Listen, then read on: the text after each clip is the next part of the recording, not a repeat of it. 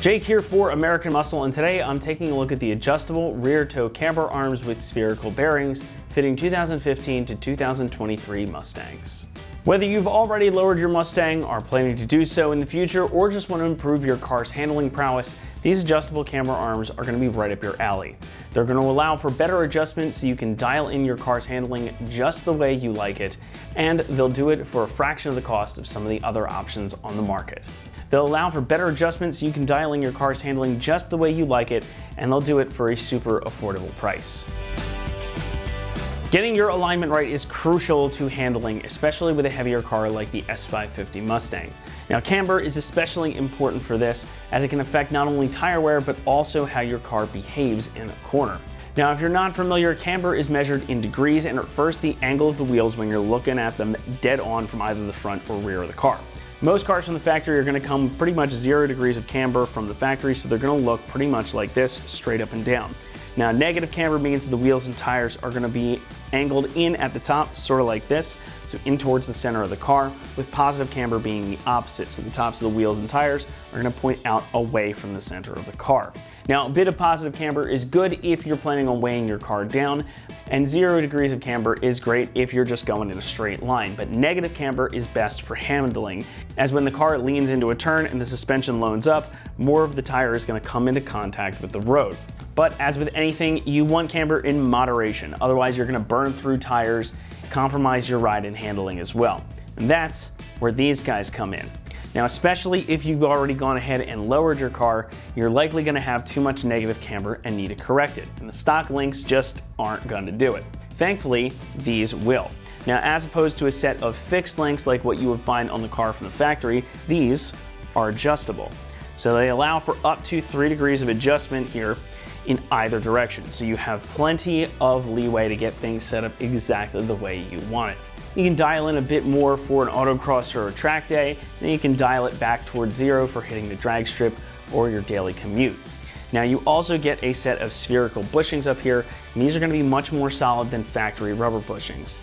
They allow for less play in the wheel hub side where they mount, and less movement in that suspension arm means improved handling overall. Now, these little things are pretty solid. Constructed from heavy-duty steel alloy, I think solid is really the best word to describe them. Now, over top of that steel, you get a 3-stage powder coat for lots of protection against corrosion and rust, and it's finished in red this time, so they look cool too. It's kind of a shame that it's difficult to see these once they're on the car, because I think these things are pretty cool looking. Now, on the body side, you get brand new sleeved rubber bushings here, and again, you've got that spherical bushing on the knuckle end, of course. So it's very heavy duty, and again, I keep coming back to that word solid, but I think the build quality is really good here, especially considering the price. Coming in at around $250, that's not a lot of coin for something that can make a pretty significant difference in the way that your car drives. And these are quite a bit more affordable than most of the other options out there, even some of the fixed camber arms. So if you want that adjustability, this is the least expensive way to get it, and for that reason alone, I would say they're absolutely worth the price of entry. Installation is going to get a 2 out of 3 on our difficulty meter, and the process should take you about 2 hours to complete. Now, it's pretty simple. It's really just 2 bolts, one on the knuckle side, one on the body side of the car. And you are going to have to get up there to access those bolts though, so keep that in mind. It's also very important to remember that once you've got this done and the car's back on the ground, go get an alignment done. Even if you are able to eyeball these arms into about the same place, a proper alignment is crucial to making the most of this modification. But enough of me preaching about it. Let's head on out to the shop now and we'll give you a walkthrough of the process. The tools you'll need for this project are a ratchet, a 15mm socket, an 18mm socket, or optionally a 15mm wrench and an 18mm wrench, a 1 1/16 wrench, a 1 1/4 inch wrench, and possibly a couple of adjustable wrenches. Hi everyone, today we're installing a set of rear camber arms on our Mustang, so let's get started with the uninstall of the stock arms first. Starting on the outside of our arm, we're going to remove this nut here using our 18mm socket, and we're going to hold it with a 15mm wrench on the bolt side here.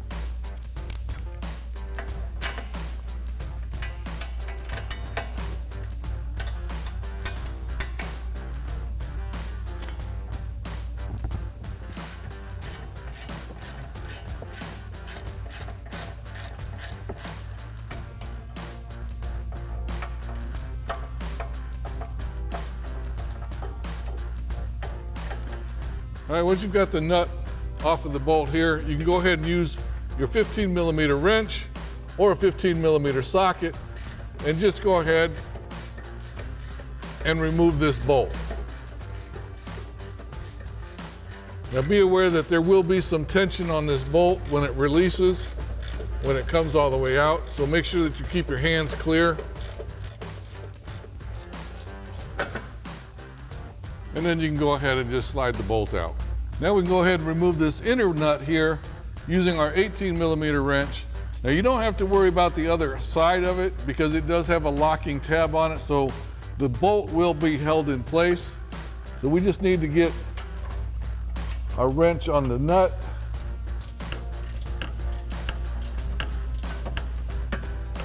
Once you get to a certain point, the tension releases on the bolt and it'll try and spin back on it.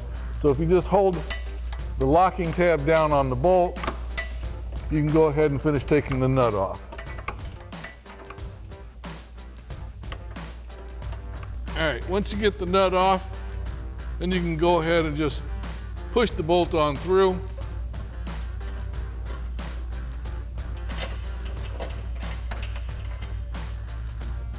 And go ahead and remove your arm.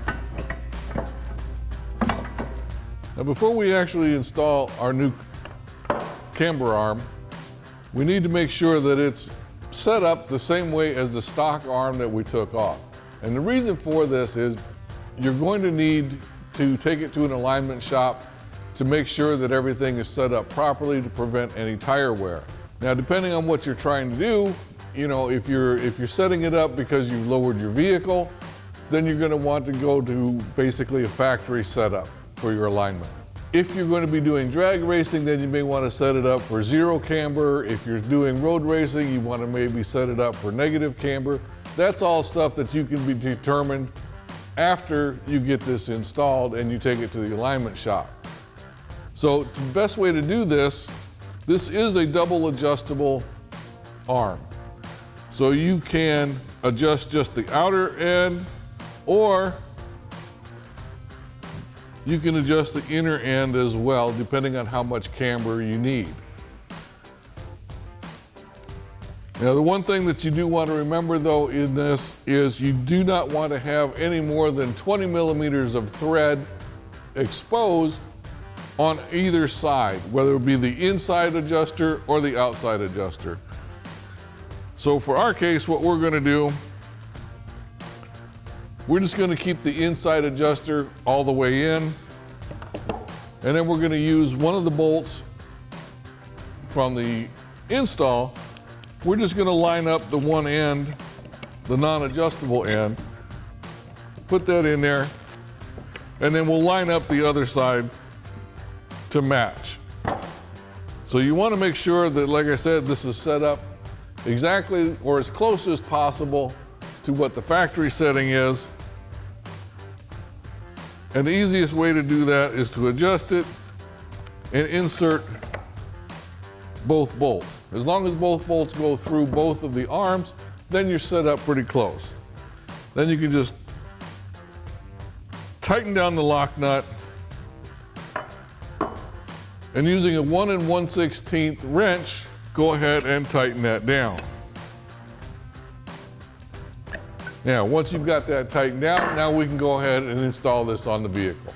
And we're going to start with the outer end of our arm first, and we're going to connect that to the knuckle. And you want to make sure, of course, that this spherical end of the arm fits into the arm. And we'll go ahead and slide our bolt through. Lightly attach the nut just to hold everything in place. And now we can go ahead and insert the bolt for the inside of the arm. Now it is a little bit of a process here, and you're going to have to, you'll notice that there is some movement here. So you're going to have to push this in order to line up the holes on the arm and the frame to be able to slide your bolt through. All right, if you've got an extra pair of hands, that'd help out immensely. If not, you can just start the bolt in here, push it in with your one hand and push in with the shoulder on the caliper.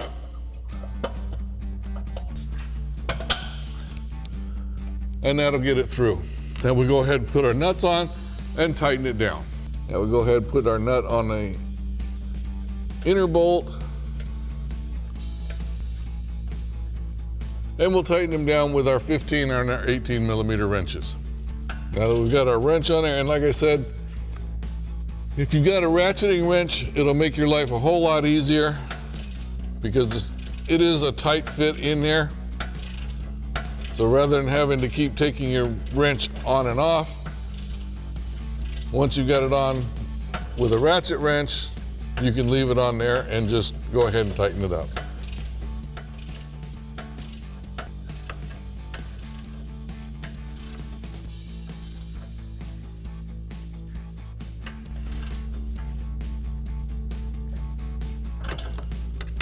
Now we'll move to the outer one.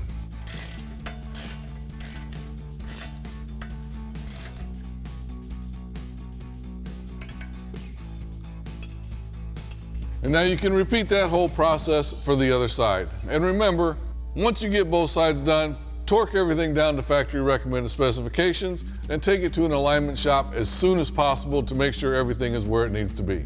And that wraps up our review and install of the adjustable rear toe camber arms with spherical bearings for the 15 and newer Mustang. Thanks for watching, and remember, for all things Mustang, keep it right here at AmericanMuscle.com.